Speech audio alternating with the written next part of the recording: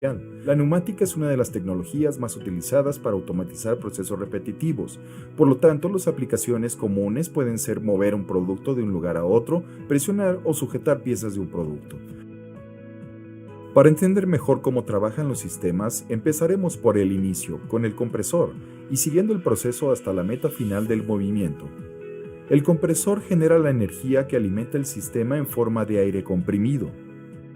Para generar aire comprimido, el compresor aspira aire de su entorno y lo presuriza o confina a un espacio más pequeño, creando la energía necesaria para controlar el sistema. Una vez comprimido, el aire necesita estar seco y limpio, para que las partículas dañinas como óxido o suciedad no obstruyan las partes móviles del sistema. El aire comprimido viajará a través de un tubo o línea al siguiente componente, llamado Unidad de Preparación de Aire o FRL. FRL son las iniciales del filtro, regulador y lubricador, que son piezas comunes que componen la unidad de preparación de aire.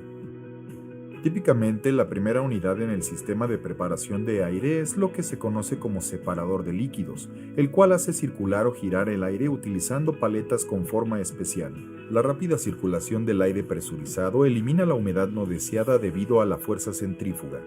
La siguiente unidad es un filtro, el cual elimina aún más las partículas y la humedad en un proceso de 2 etapas. Tal como en el separador de líquidos, una serie de paletas o aspas en el filtro circulan el aire en la primera etapa. En la segunda etapa, el aire pasa a través de una media filtrante llamada elemento con el fin de atrapar los contaminantes no deseados. Una vez que está seco y limpio, es común ajustar el nivel de presión de aire que sale del compresor. Este ajuste tiene un impacto en cuánta fuerza genera el sistema. Una presión más alta permite al actuador ejercer más fuerza, y una presión más baja genera menos fuerza. El regulador logra esto utilizando un ensamble accionado por resorte. La perilla en el regulador ajusta la fuerza del resorte de control para lograr un punto de ajuste de presión deseado. Cada vez que el nivel de presión disminuye por debajo del punto de ajuste deseado, el poppet o la válvula interna abre un camino para que la presión más alta fluya aguas abajo. Esta operación continúa hasta que la presión en el sistema alcanza la presión de ajuste del regulador. En este punto, el poppet o válvula interna se cierran hasta que haya un nuevo flujo de demanda. También es común tener un manómetro en el regulador para que el usuario pueda monitorear la presión del sistema.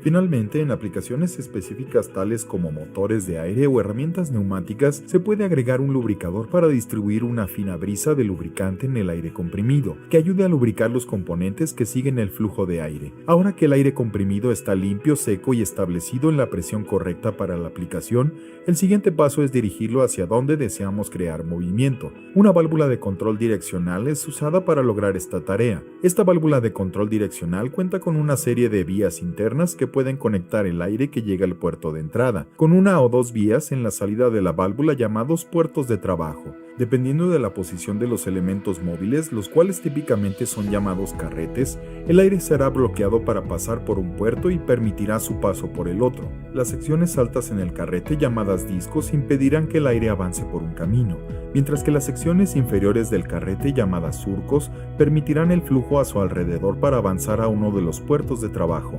En este tipo de válvulas tan común, cuando la unidad no está accionada, el carrete es forzado hacia el lado izquierdo de la válvula por un resorte. En esta posición usted puede ver que este disco impide que el aire salga por el puerto de trabajo número 4 y en cambio es forzado a salir por el puerto número 2, debido a que el surco en la sección inferior del carrete permite que el aire fluya y pase al puerto de trabajo número 2. Para cambiar la dirección del aire hacia el puerto de trabajo número 4, la válvula debe estar accionada. En la mayoría de los equipos automatizados, un PLC o controlador lógico programable dará la orden a la válvula para cambiarla mediante una señal eléctrica. Cuando llega una señal en un componente de la válvula llamada bobina del solenoide, se crea un campo magnético que atrae hacia ella una pieza central llamada émbolo.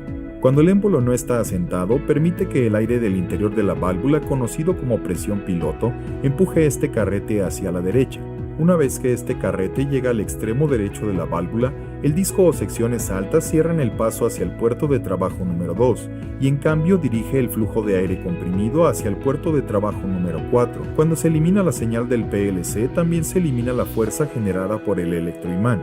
En tal punto, el resorte del émbolo vuelve a su estado inicial, lo que elimina la señal de aire que empuja este carrete. El resorte del extremo opuesto devolverá este carrete a su posición predeterminada una vez más, dirigiendo el aire de regreso por el puerto de trabajo número 2. El PLC ahora puede dirigir el aire a cualquier puerto que se necesite cuando sea necesario. El siguiente componente en el sistema, el actuador, nos permitirá realizar un trabajo útil con el aire comprimido que limpiamos y redirigimos. En la mayoría de las aplicaciones, el propósito de cambiar la dirección del aire comprimido con la válvula es generar movimiento en diferentes direcciones. Parker fabrica una amplia variedad de actuadores o cilindros, como también se les llama comúnmente. Ellos convertirán el aire comprimido en movimiento.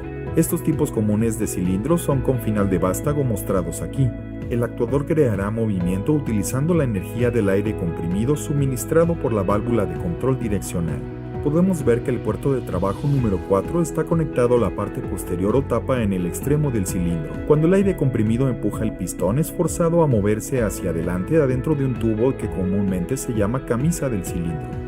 El pistón está unido a un vástago que se extenderá como resultado de la fuerza generada por el aire comprimido que actúa sobre el pistón. El actuador continuará moviéndose en esa dirección hasta que alcance su límite físico o si la resistencia a la fuerza comúnmente llamada carga es mayor que la fuerza del aire comprimido, en cuyo caso el regulador de presión puede ajustarse a una presión más alta. Ahora que hemos completado la extensión, necesitaremos un método para retraer el actuador a su posición inicial. La válvula de control direccional logrará esto, cambiando la dirección en que fluye el aire comprimido desde el puerto de trabajo número 4 al puerto de trabajo número 2. El puerto de trabajo número 2 se conecta al extremo de la cabeza del actuador, y cuando el aire comprimido empuja en el lado opuesto del pistón, invertirá la dirección del vástago del pistón. Este movimiento inverso se suele denominar retracción. Para que este actuador expulse el aire que contiene el cilindro, este debe de ir a algún lugar al que comúnmente se denomina escape. El aire de escape se ilustra con el color rojo y se muestra saliendo del cilindro, fluyendo de vuelta a través de la válvula, hacia afuera del silenciador y al exterior en la atmósfera. Este sistema puede repetir este proceso tanto como el PLC le indica que mueva las cosas del punto A al punto B, por ejemplo. En este ejemplo, el PLC le dice al actuador que mueva este producto enviando una señal a la válvula de control direccional, que está usando aire comprimido limpio y seco para alimentar el actuador. La neumática también se usa comúnmente para sujetar dos componentes juntos en un proceso de ensamble, para ayudar a formar un producto terminado. A través de la combinación de los productos de preparación de aire, válvulas y actuadores de Parker,